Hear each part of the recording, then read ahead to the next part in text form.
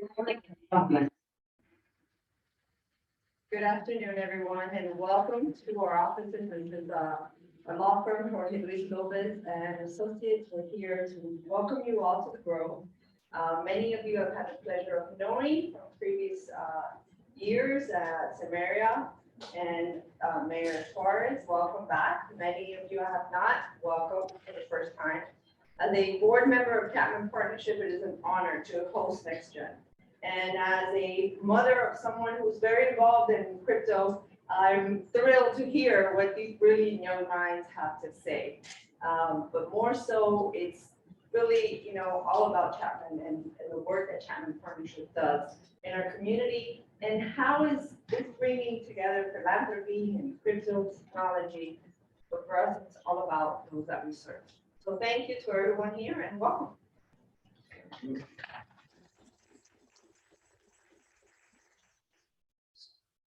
All right, so good afternoon, everyone. My name is Alan Rosenberg, and I'm a bankruptcy partner at Markowitz Ringel Trustee and Hartog in Miami.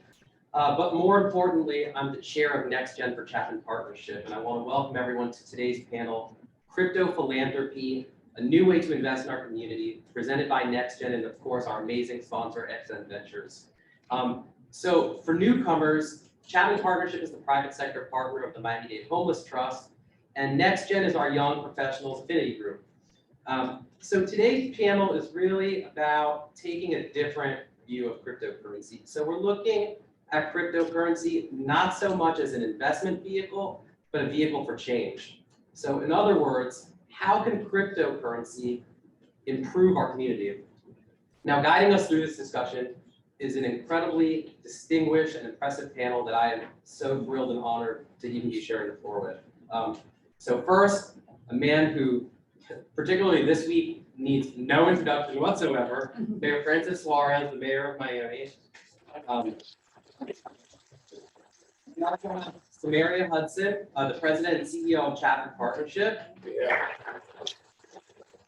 Nabeel Ishoof, the chief meme officer of the U.S. Bitcoin Corporation, and probably the most interesting man in the world. We've got Alex Wilson, the co-founder of the Giving Blog. And Carly Gill, the best-selling author and the co-founder of the Hype Santa's NFTs for Charity project. And thank you to all of our panelists, really from the bottom of my heart. Thank you for taking the time to be with us today. So without further delay, let's just dive right into it, starting with you, Mayor Suarez. So from the perspective as a government official, where do you see cryptocurrency headed? First of all, thank you so much, Alan, for the invitation, and for George Luis Lopez Law Firm for hosting this important Chapman Partnership, Symeria, and everything that you do, and this incredible panel. I'm really honored to be with this panel.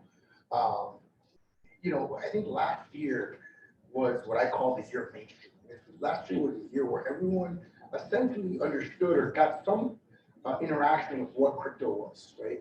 And this year, what I see happening, and I think why government's involvement is so important, because we're part of that mainstream process, is I hope it's the year of utility. It's a year where crypto goes from something that we know about, something that we're trying to understand, something that we can actually use to benefit our communities. And I think that's what this conversation is about, right? How do we tap into all the resources that the crypto community has generated to help the most vulnerable in our community? We're very proud of the fact that in the city of Miami, we are working hard on homelessness. We have 510 approximately as of the last homeless in the city proper. And thanks to the work of the Chapman House and other stakeholders, we want to be a city, a big city in America that has zero homeless. We think we can get there with the support of everyone, but certainly the crypto community and the new Miami community is a big part of this effort, because they're constantly asking me, Mr. Mayor, you always talk about how can you help, but we're constantly asking how can we help. And I think one of the ways that they can help is get in touch with the Chapman Partnership, understand what these technologies are doing to empower easier to be able to help those that are struggling in our community. But we never know. I'll just finish by saying we never know when the breakthrough is going to happen, right? And I think you have people who have dedicated their lives to making that breakthrough happen quicker, more innovatively, and and they deserve the support. And so I think crypto is a massive space of people who not only have resources, but care about the community. And so again, that's the trend that I see. I see an inflection point, a connection point between these technologies and them being forces for good. Right. And so a lot of the emphasis in the cryptocurrency space is on fundraising. So from a government standpoint, how do you think cryptocurrency can change the way that we fund public initiatives? Well, we've seen the sort of the Miami Coin Initiative as one possible idea. And like with every new technology, it's never perfect. So it has things that it has to work out. But it did create a possible paradigm shift, right? Where, you could be part of a crypto project and benefit a public purpose. And I think that is also something that's interesting when you talk about Chapman and its mission of eradicating the state of homelessness in our community and across the country.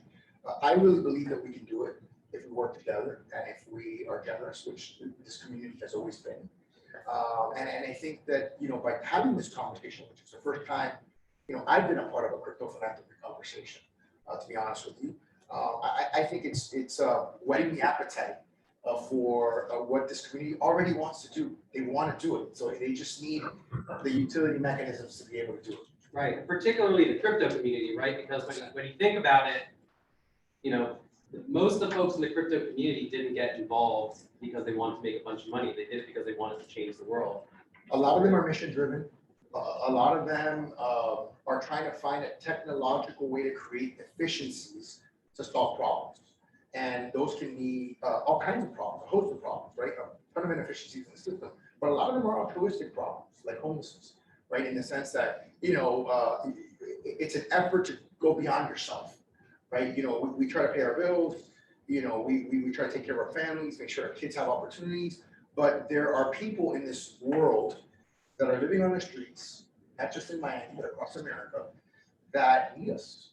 They need us. And unfortunately, many of them have been disconnected from their families for one reason or another. By the way, that's part of the process, is trying to reconnect them and make them feel that they have a purpose. But the other part is the broader society feeling connected to them and understanding that we care. And they feel that warmth of care. Those are things that go beyond things that you can measure oftentimes. Sure. So do you think cryptocurrency will play any role? Obviously you can't predict the future, but do you see cryptocurrency as having any sort of role in local government at some point in the future? Oh, absolutely. I think you're going to have it on a multitude of levels. I think, I'm already getting paid in Bitcoin. I got my Bitcoin shoes on today. I'm getting paid, which by the way, it's been great because I started last November. You can check the price of what it was, and I've been getting paid every paycheck. It's up to 46,000 now. I think it was 38,000 at the start. So it's been good for me. Mm-hmm. But we're giving our employees the ability to be able to transfer their paycheck, percentage of it into Bitcoin right away.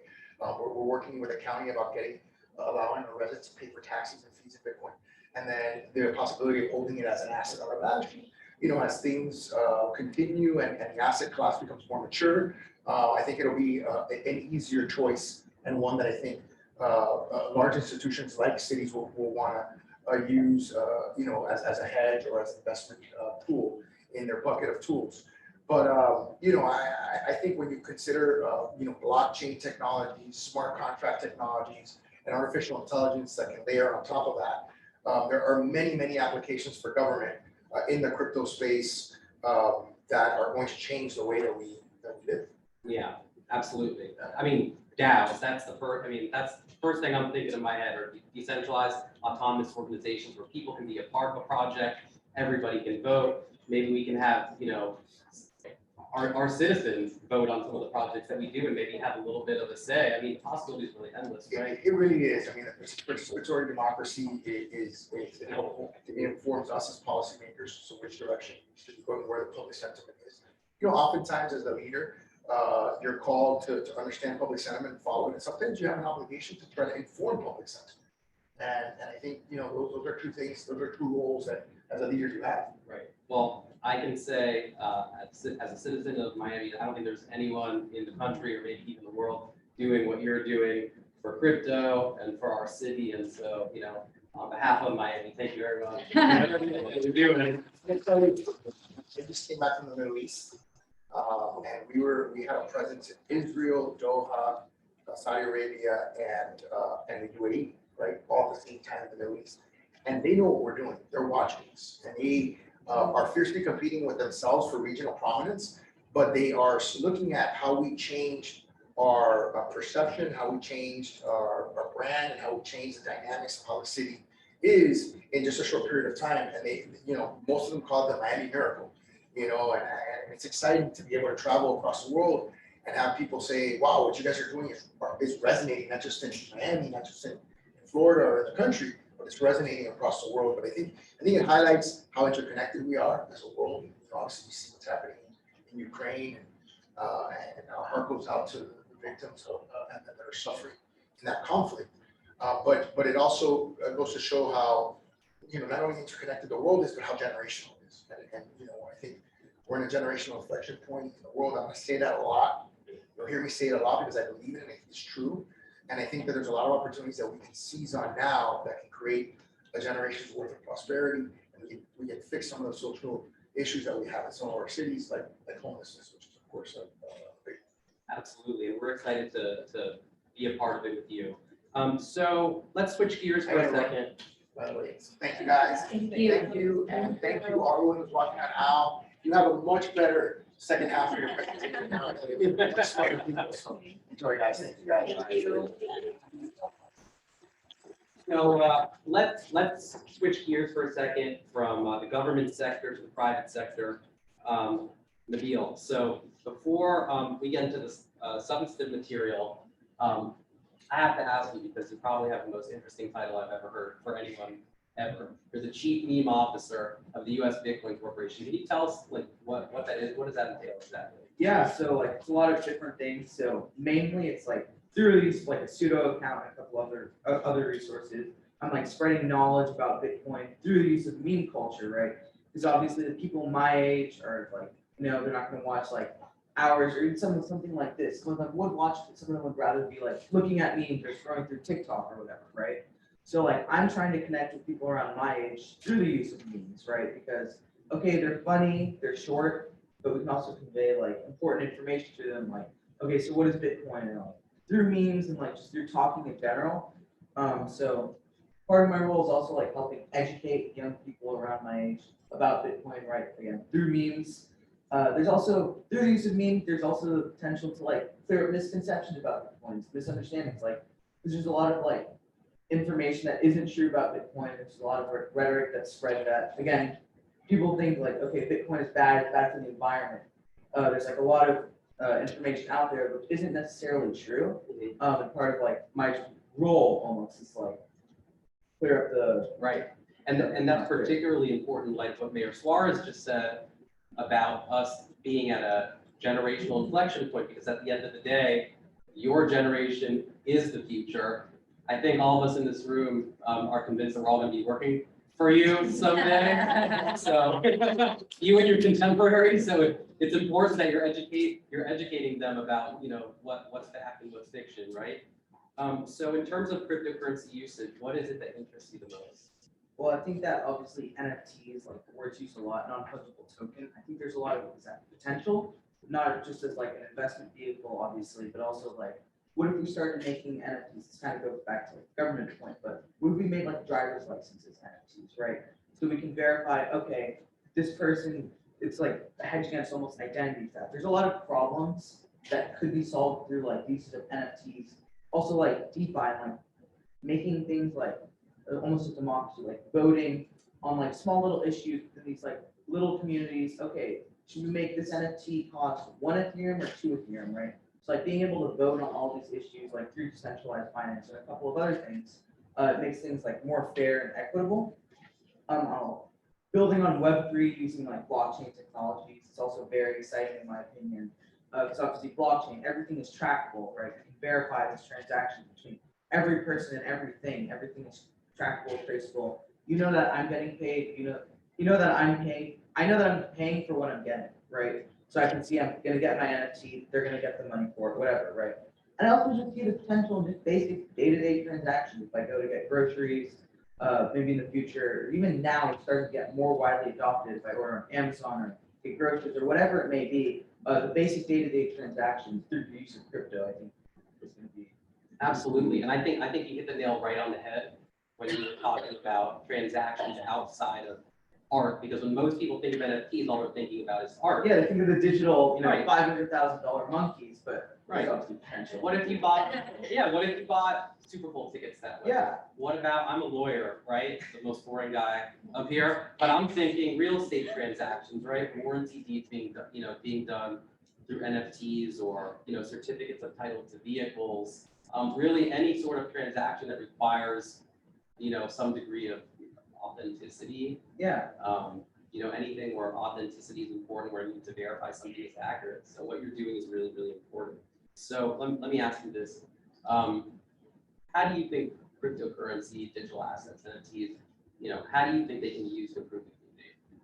Yeah, so again, all of these, so what happens typically in certain NFT projects is okay, let's say there's 5,000 holders, it forms a community, right? And I think this community aspect is very important because again, it goes back to okay, you can vote on small issues, but I think that the forming of a community, especially in a place that we are like Miami, I think it's very important. People are going to get closer. You get a lot of good information from other people. Everyone benefits. So I think that being in these spaces, being involved, buying NFTs, trading crypto, and getting involved with other people who are in the space, I think that it's a really good thing because you can get a lot of good information, you can make money. But yeah, it just goes back to community. There's also, again, a lot of transparency because of the blockchain. So again, I think that crypto is really good because I can see that I'm getting what I paid for, which is something that I find very important. There's also the fact that crypto is very safe and secure. Obviously, you have to be careful with your assets. You can't be leaking your secret recovery phrase by accident. But yeah, I think that it's very safe. I think it allows for people to build large communities. There's a lot of transparency. Everything's again trackable, verifiable.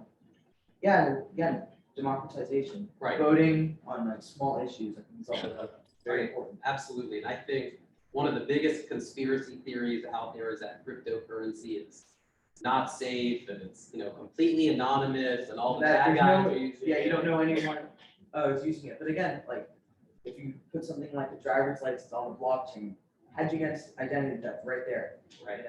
Right. There's a lot of solvencies for real world problems. Exactly. Although it's probably going to make it harder for you to use a fake ID. Yeah.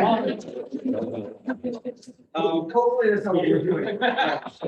So in any event, you mentioned community building, which is so important and so relevant, particularly with respect to sort of the reason that we're here today, which is Crypto-Philanthropy and Chapman Partnership, right? What's our motto? It takes a village, right? So so Symeria. So for everyone in the audience who's not familiar, tell us what Chapman Partnership is. Absolutely. I want to first say that I am not the oldest person in the room or sitting on this panel. But I do want to just first thank the NextGen organization that's part of Chapman Partnership, and certainly Alan for really bringing more awareness to the opportunities for someone like a Chapman Partnership. And certainly Malele Lopez for opening up her home and her office to us. So Chapman Partnership, it's a very special place. We've been around for almost 30 years in the community, serving some of the most vulnerable people. And you ask yourself, wow, you're mixing the work that you do with Chapman with what we're talking about with crypto. How does that align? Well, we're an organization that really is very progressive. We offer comprehensive services and programs to our clients, and we are considered a national model. Everything from when the time you walk in the door, you get someone that's going to hold your hand through the entire experience, your case manager. We make sure you have your basic needs served, food and shelter. We also align you with employment opportunities so you can get that job that you deserve, so you can maintain a life of self-sufficiency. We also work with you on housing. We make sure that you have a place or home to live in. And one of the more proud moments that we have is being a partner of the Miami-Dade County Homes Trust. Mayor Suarez, I felt like he was reading our mission, word for word, but he is absolutely right. The work that we do means a lot in this community. we are considered one of the best communities in the nation. To be able to say that we only have, and please understand that 500 is still too many in our book, but to be able to say that we only have 500 people right now on the streets of Miami, thanks to the work of so many providers in this community and the Homeless Trust and Chapman Partnership, that is a big deal. When you think about LA, San Francisco, and God bless them, 25, 50,000 people on the streets. So the work that we do is really important. So in order for us to continue to do the work that we do, these discussions are important. And I'm happy to see that we're mixing crypto with philanthropy. And by the way, even though I may be the oldest person up here, I know all about crypto. You can definitely give me a test after this, but to be able to blend the topics is really important, really important. And certainly we are a great investment. And certainly the things that we do at Chapman is supporting so many people in our community. Absolutely. And I mean, for those folks who are here out of town that are, watching on Zoom, I mean, if you want to see, if you want to determine for yourself whether or not we're doing a good job, just walk our streets and compare it to where you live. As Symeria said, we're a national model. We're doing an excellent job at what we do, and it's thanks thanks to Symeria and her team, a lot of wonderful people sitting here in this room today that really put their blood, sweat, and tears into the mission of Chapman. So, Symeria, how is technology changing the way that Chapman implements its mission? Absolutely. 160 strong people at Chapman Partnership, and we all believe that innovation is in our DNA. That's who we are. That's what we do. We believe that it takes very unique opportunities for us to really solve for homelessness, and we do believe we can do that. I know the mayor talked about functional zero. We believe that at some point we can eliminate and eradicate homelessness in our community, and we know that innovation technology is one way to do it. So at Chapman Partnership, we have an enormous amount of opportunities. We start with how we operate. We get real-time data. Now, people say that's not a big deal for those who work in big corporate, and I've been in big corporate 25 years, and wonderful space. But we have used technology as a way to make us become more efficient. We get real-time data on our stats every single day. We have opportunities to understand our outcomes daily. We also have in our way that we interact with our clients, we have what we call a chat app, which is an application that was homegrown at Chapman Partnership. And it's much like a teledoc. When you call up a doctor and you want to see someone virtually, we have that technology at Chapman Partnership, and we use it with servicing our clients. The other thing that we do, we also are launching a learning institution because we believe in enabling our population to take part in this tech trend that's happening in Miami. Folks say, well, how do you blend homelessness and tech? We want to make sure they have an opportunity to get a job in this space. So we have created a learning institution called the Social Enterprise Academy, where we are bringing courses to Chapman Partnership's residents in the field of tech. Hold on to your hat. So we talk about pipeline, we talk about talent. We have talent at our homeless center. We just need to equip them with the right skills and also the right opportunities. We don't want anybody to be left behind. This young man talked about certainly the space that he's in and helping young people. We want to help those that are at Chapman as well. So no one should be left behind in the space. And so the opportunities, the learning, the skills, and the classes that we're going to be bringing allows us to give them an opportunity to participate in what we're doing. So that's Chapman Partnership. That's the innovation DNA that we have in our organization. Yeah, that doesn't get you excited about Chapman. I got nothing for you. So how do you think cryptocurrency and digital assets fit into Chapman Partnership's model? Do you see a place for it? Absolutely.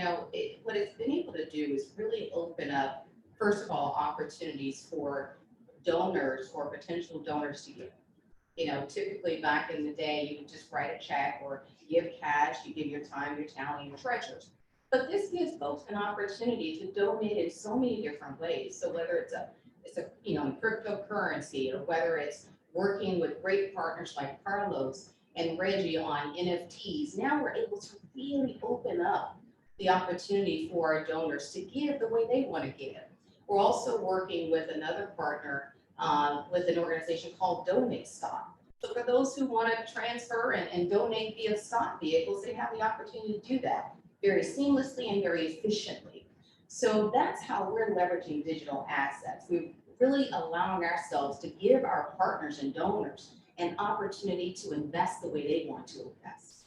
And so we're certainly on the cutting edge. We're one of very few organizations, nonprofits in Miami, that are able to do that. Absolutely. And as an aside, so my signature blocks always say I don't give tax advice. So the disclaimer is I'm not giving anyone tax advice. But for those of you who are here that have had a very good year, 2021 year in the cryptocurrency space, and you want to maybe offset some of those gains with a charitable donation, we are accepting cryptocurrency. Speak to your accountant.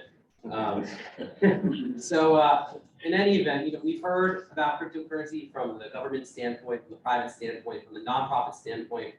I want to focus now on some sort of concrete, tangible examples of folks in the cryptocurrency space that are doing what I said at the beginning, but using cryptocurrency as a vehicle to affect change.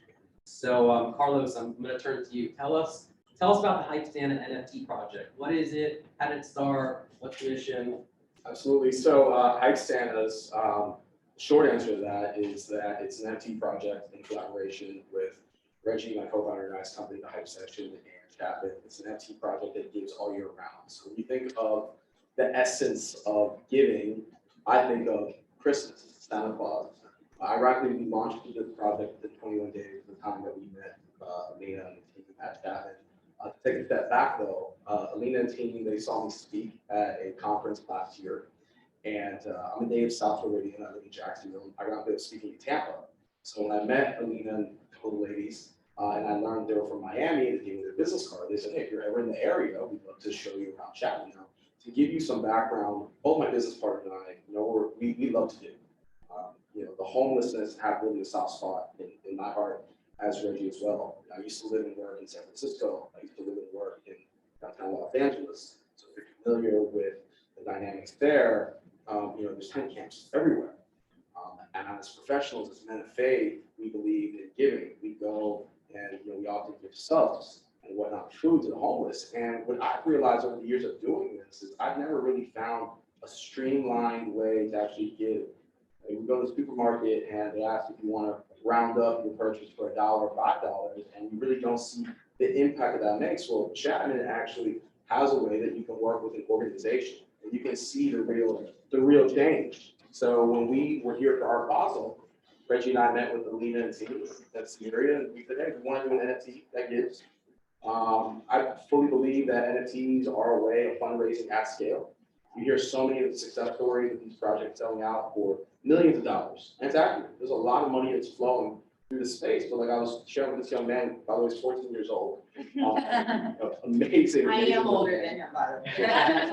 When I was telling him earlier, we constantly hear these buzzwords, community and the metaverse. Well, as human beings, we live in the real world. Our online avatars live in the metaverse.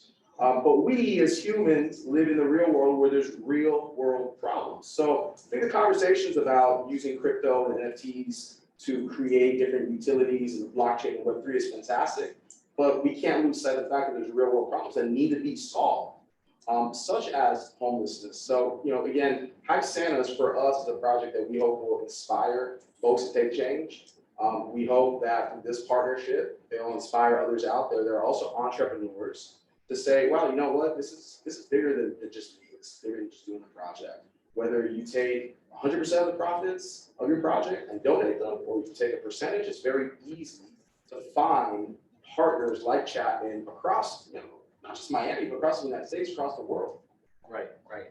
And I think it's important for people to understand, again, NFTs, it's not just about buying a file, right? It's what you said, it's community building. And right now, when everything is so fragmented and there's so much chaos in the world, community building has never been more important.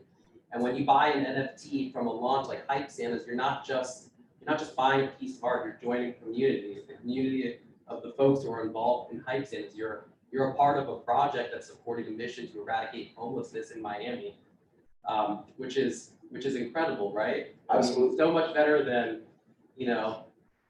buying a poster off the internet. You know, think of it like this. I know we have a lot of folks watching online, throughout the world. Think of this, your NFT, when you, in this case, when you buy a hype stand up, that's your receipt, right? During the holidays, we saw a lot of individuals changing their profile photos across Twitter and Instagram to hype stand because it's cool, right? We want to be able to have that cool feeling cascade throughout the year, which is, for us, why it's important, to let those watching and obviously in the room know this is an annual initiative for us. Going back to community, actually showing the impact. We did a launch party with that, where we were able to give out toys and food for residents. We're able to take that video content and do naturally what as marketers we do best, which is market and share with the world. This is the impact you can make. So I would really call anyone that's watching remotely that's thinking about starting a project, an NFT project of any kind, ensure that you have a giving initiative tied to it. Absolutely. And for those, folks who are watching on Zoom, who are thinking about getting involved with some sort of nonprofit and they don't really know what direction to take, obviously I'm affiliated with Chapman Partnership, so I'm going to promote Chapman. But, one of the reasons for that is unlike a lot of other organizations, you can actually see where your money is going. So if you go to the grocery store and they ask you to round your purchase up, you don't really know what's happening with the extra 50 cents that you're giving. At Chapman Partnership, you can reach out to me or Symeria or anyone at Chapman and we will set up a tour for you. You can see where your money's going. If you want to volunteer in an event, you can actually do something hands-on with our residents. We're, a large organization, but not so large that one person can't make a difference, which by Chapman Partnership is incredible. And that's why I'm involved. And I sound like a spokesperson for Chapman, but it really is that amazing. Well, what you described is the blockchain in real life. It's transparency, right? And I think that if there's any good that's coming out of this, this transfer of wealth, this transfer of influence that we've been seeing through Web3. I believe you said this was the driver's license. All these transactions are on public ledger, right? But historically, I can't go to Publix and ask them, well, show me where this donation is going, right? Or Walmart, or any one of these foundations is kind of, roped off, so to speak. Whereas, to your point, with Chapman and Reggie and I, we were treated to a tour. We're actually able to visualize the impact that's made to these individuals here. Absolutely. Thank you for that. So let's move on to Alex. So Alex, tell us a little bit about the Giving Block. Sure. So at a high level, we're helping nonprofits tap into this new donor demographic of crypto, of NFTs, of the metaverse more broadly. And we work with roughly 1,500 nonprofits now. We've raised over $100 million in donations from crypto and NFTs. And as you can imagine, we're a bit biased, but we think this is going to be one of the most popular ways to support nonprofits in the future. And it's just really taken off these last few years, and we're so excited to be working with Chapman.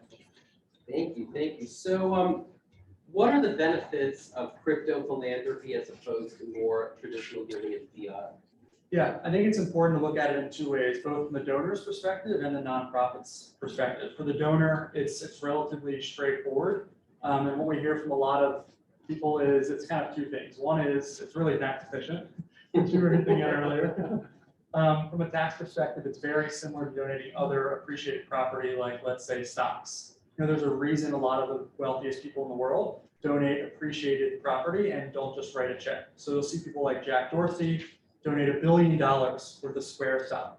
And there's a huge tax benefit to that because as a donor, you don't pay capital gains taxes on it and you get a fair market value deduction at the time of donation.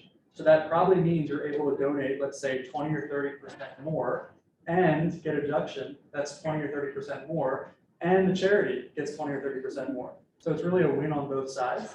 And then the other benefit, of course, to the nonprofit is, tapping this donor demographic, these are usually net new donors and net new dollars because so many of these people donating crypto or NFTs, this is the only way they're giving and kind of their preferred way of giving. We're finding that for many of these people, especially the younger ones, this is their first time really making significant gifts. These weren't the people who were doing maybe a $50 credit card donation every month. So much of millennials and Gen Z's wealth is actually stored in digital assets. So this is the way they're giving and likely the way they're going to continue to give. And where do you see the future of crypto philanthropy? Yeah, I mean, in my biased opinion, every nonprofit in the world is going to be accepting crypto in the next, let's call it 3 to 5 years. Wow. We've got a long way to go, but I think it's going to happen surprisingly quickly, and it'll be just as common as credit card donations soon. Okay. Well, I don't think that we could possibly have a conversation about crypto philanthropy without talking about the situation in Ukraine and specifically what your company is doing to aid.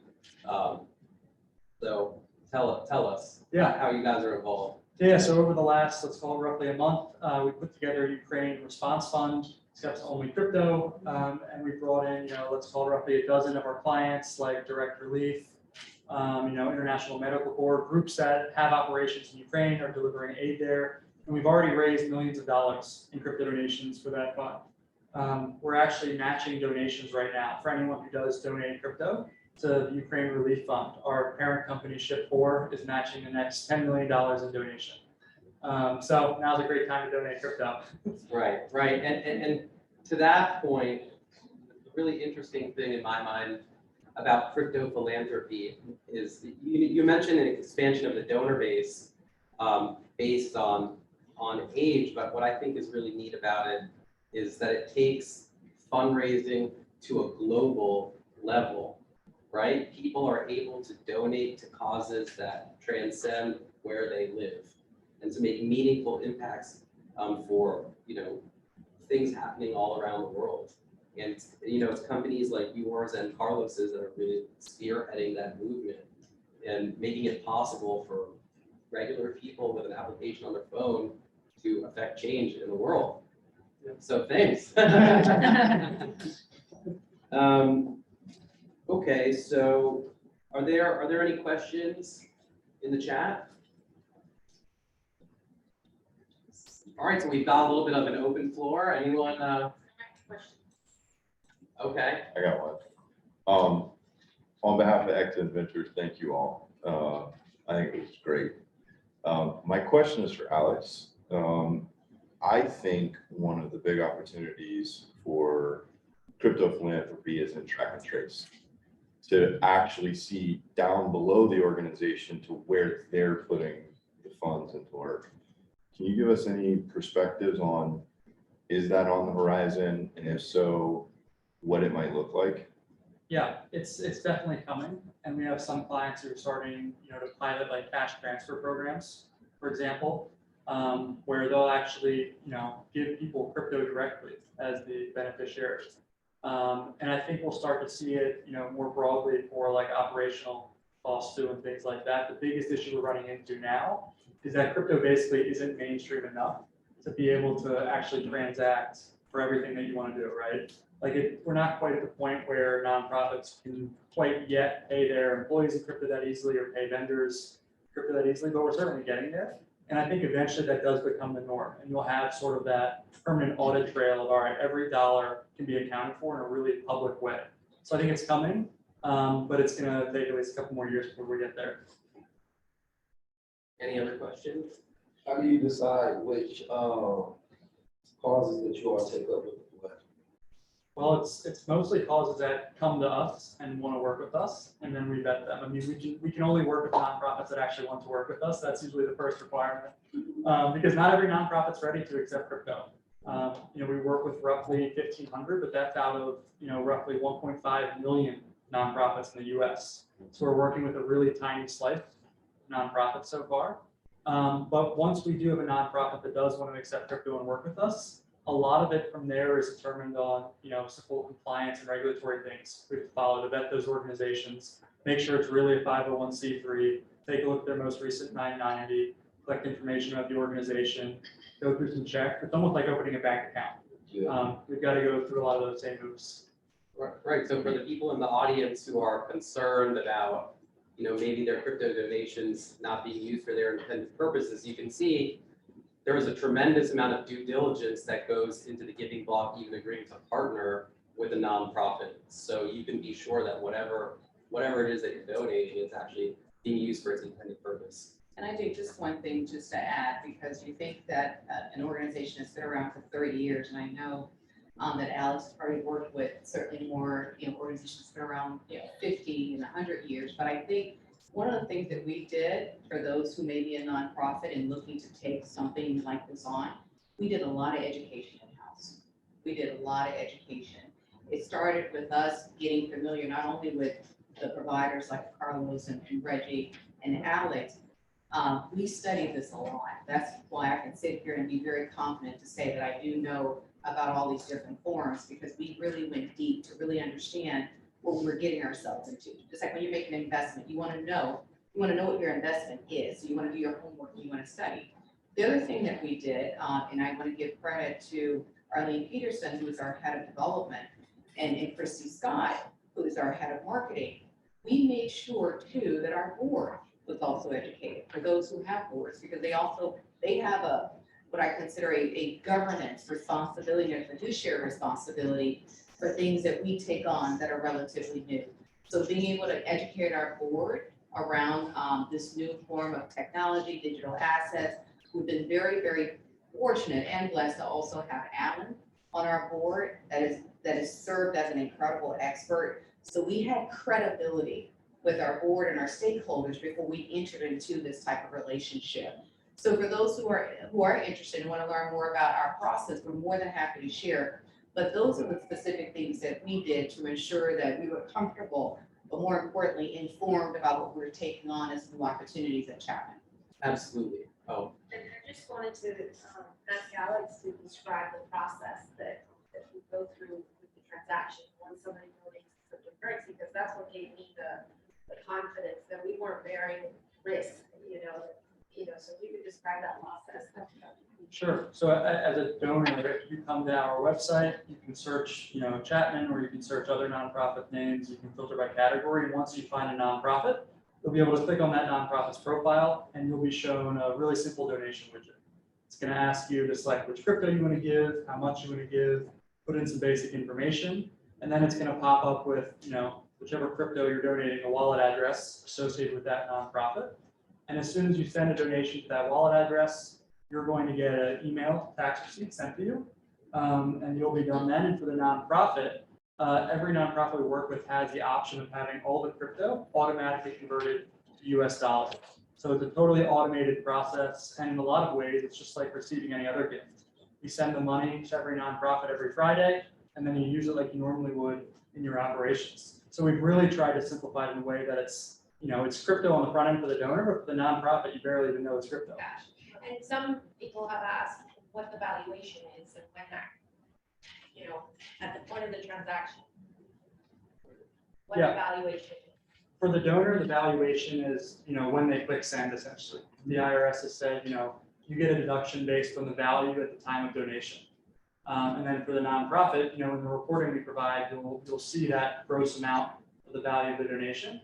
And in the tax receipt too, it's actually interesting. Crypto is a bit unique because it's considered property. The IRS actually says in the acknowledgement, you say, okay, this person donated half a Bitcoin, but you don't actually say what the dollar amount was as the nonprofit. It's actually up to the donor to determine that fair market value. But if they're using any sort of tax software, it's super automated. So they don't have to do any, math on a napkin or anything like that.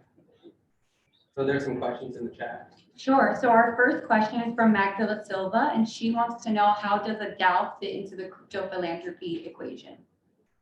Is that for anyone specific or? Anyone, yeah. So, Everyone I mean, can take it. a DAO is a decentralized autonomous organization. You can set it up to be as decentralized as you want.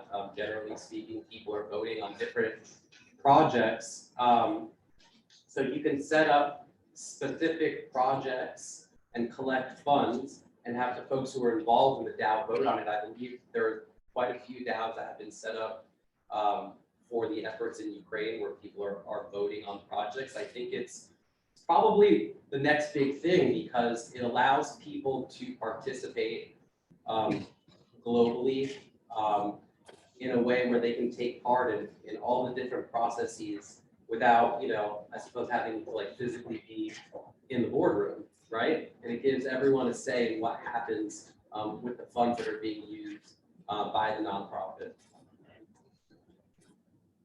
Awesome. If you had a meme about DAOs, what would that be?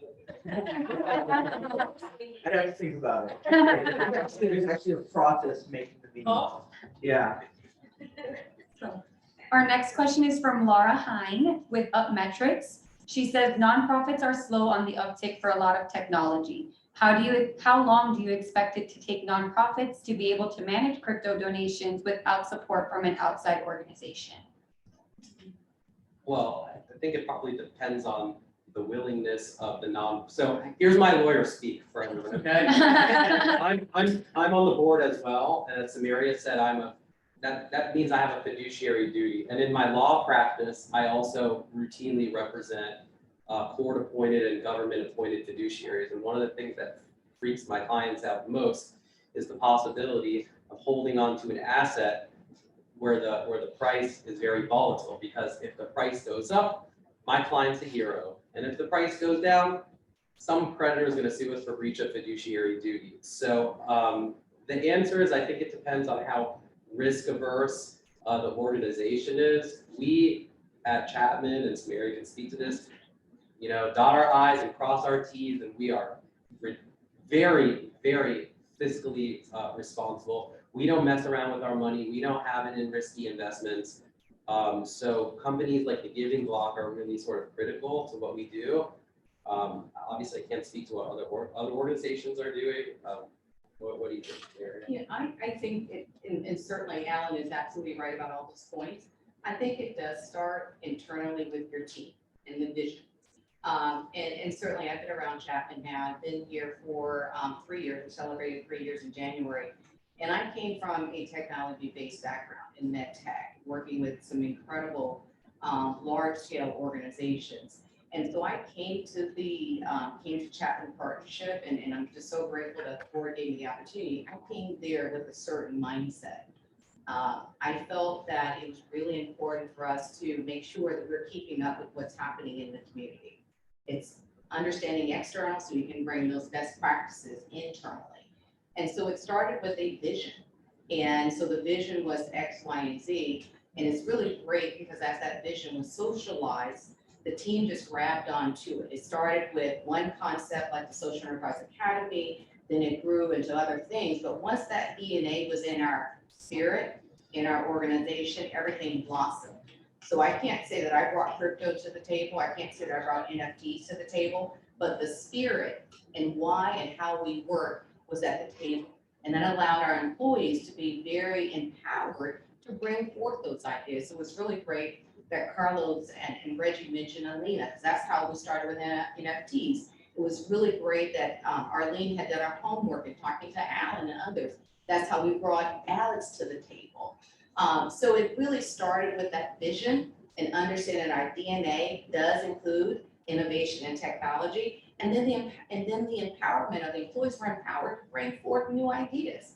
They have to be vetted against a certain scale. We just don't go out and do things that we're completely not aware of, but they have to be vetted. But it started there. So I say, don't be afraid. Risk taking is not a bad thing. It just has to be calculated and well understood before you jump. And so that's what we've done at Chapman Partnership. And if I could add to that real quick too, I mean, the reason we exist is to kind of, outsource a lot of the complexities that exist with crypto so that nonprofits can focus on their mission day to day. Like you shouldn't have to become an absolute expert. Like you should know the basics, get educated around crypto and NFTs, but you should really be focused on the mission and let us handle this at scale. Because for most nonprofits, it's not productive to try to create your own payment processor, for example, right? You wouldn't try to recreate PayPal for credit cards. So it wouldn't really make sense to do that for crypto either. And when it comes to innovation for nonprofits, one of the reasons Pat and I started this company was because we really hoped this would be a way for nonprofits to really be on the forefront of a new technology. Because like some people have mentioned, nonprofits aren't known for really being on the forefront of technology. But we're hoping that crypto and NFTs can be one of those opportunities where they really can be on the forefront. And hopefully this sets a really great pace to play and a great example for other future technologies too. Right. Well, they say we're not on the forefront of technology, but we're having a panel about crypto-philanthropy with a meeting now, hundreds of people on the internet. So there. Another question? We have one last question, and it says, wouldn't creating and growing a fund from all of the donations to then stake it and generate passive yield be a great solution? This way, you're technically creating a source that continues to give back forever. I don't think we're at staking yet. I mean, we're just sort of getting in, we're just getting involved with accepting the donations. I think maybe there's room for that possibly in the future, but we're not there yet. I mean, right now, again, remember, we're a nonprofit. We raise money to keep the lights on and to fund the activities that we have, but we're not in it to make a profit. And, you know, staking, I'm not saying it's not a possibility for the future, but generally speaking, our investments are a bit more plain vanilla, I would say, a little bit more. Absolutely. I think that, first of all, Alan is absolutely right. You know, the mission is really what drives us, and certainly whether it's any dollars go directly into the services and the program. So our mission is not, and I know we're a not-for-profit, but even if we have a little bit of spillage, goes right back into the work and the services that we provide. You know, 86 cents on the dollar goes right into programs and services. So that's what we really do focus on. And so I really do appreciate that question. Thank you for that. And there could be opportunities down the road, but please understand that what we do is strictly to help those more vulnerable people that we see in our community and in our shelter. I think that statistic deserves repeating about 1,000 times. 86 cents on the dollar actually goes to our mission, which is incredible. I don't know how that stacks up against other nonprofits that I suspect it probably meets or exceeds whatever they're doing. Is there? Yeah, I had a question. Outside of the learning curve, what are the results that we get?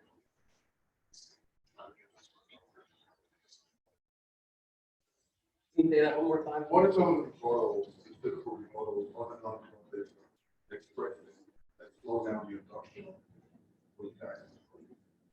I think it's just, What are some of their?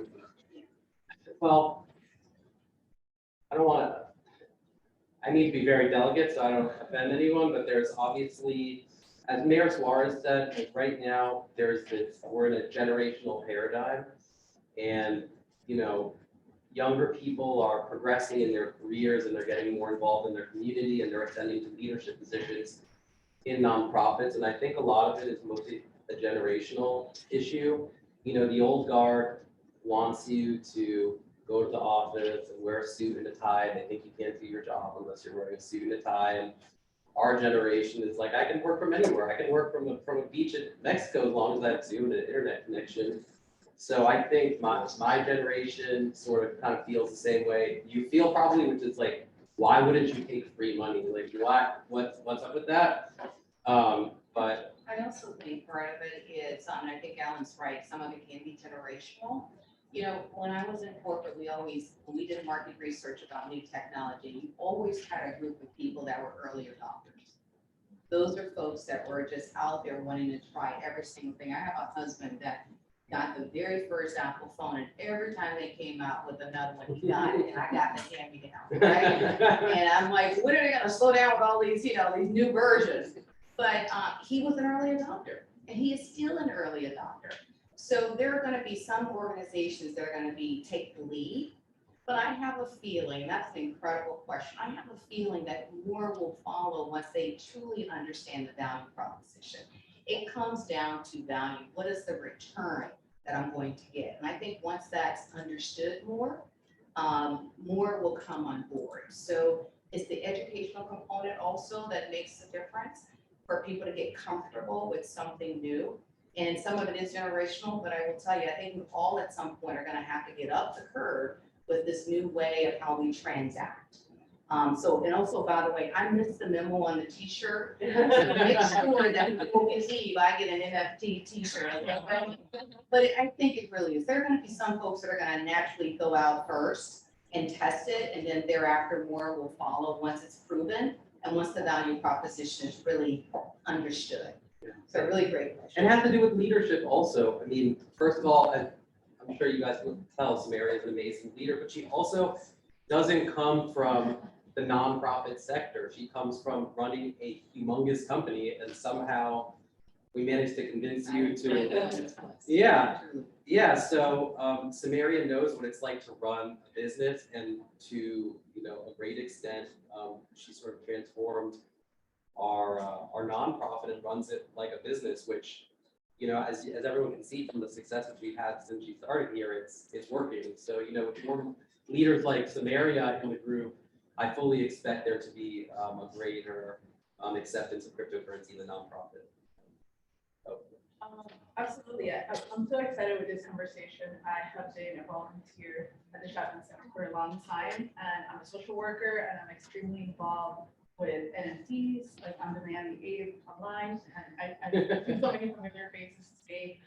And I really wanted to ask, how can Latin America get involved? Because there's so much need as well. So I love the idea that, you know, we could help locally, but let's not forget, you know, that what Web3 is bringing to us is connectivity.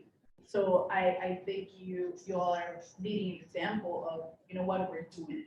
It could be intimidating, it could be scary, it's hard to be the leaders, but someone has to get started, right? So I would love to see if we have some nonprofit organizations already on the given block, or if at some point we could do something where we kind of showcase, hey, this is happening, you know, and you know, we are a nonprofit, and this is how we're coming into the crypto world, because I think you could really inspire some.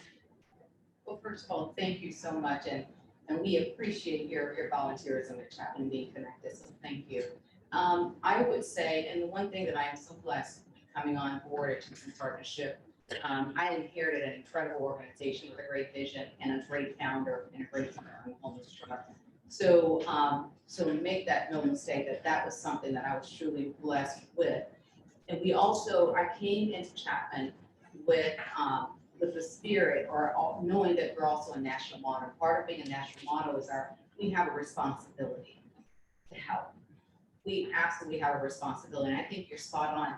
There are so many communities, whether it's Black, brown, certain communities, we've got to level the playing field, and it starts with education. So anything that we can do to support any environment out there, and talk about our process and how we got connected with incredible organizations, or even learning from this young man, I want us to have a conversation, because this is a way that I think we can level the playing field. We got to get out early, but it's going to start with that educational piece. And we're here and happy to help in any way that we can.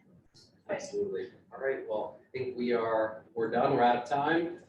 Thank you everyone so much for joining us. It's been an absolute pleasure. Do we have one more question? Oh, Good. one more. What's the goal for Hype Santa? And that's actually a great question. The goal actually is to sell out. So we can give, and this an announcement that we're gonna make here, we want to give 100% of the profits from Hype Santa.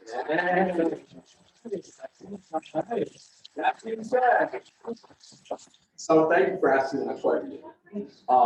That being said, in order for that to happen, partnerships, go back to community partnerships is key. Because, you know, Reggie and I as entrepreneurs can only do so much.